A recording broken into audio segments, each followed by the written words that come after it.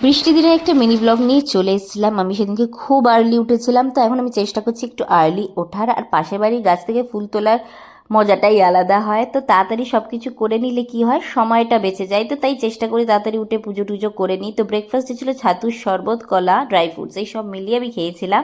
তারপরে রেডি হয়ে আমি বেরিয়ে পড়লাম অফিসের পথে। তো অফিস গিয়ে কাজকর্ম করে তোমাদের সাথে আমি লাঞ্চটা শেয়ার করে দিই। লাঞ্চে ছিল হচ্ছে শুক্তো আর তেলকই, দুটোই আমার খুব খুব ভাল লেগেছে।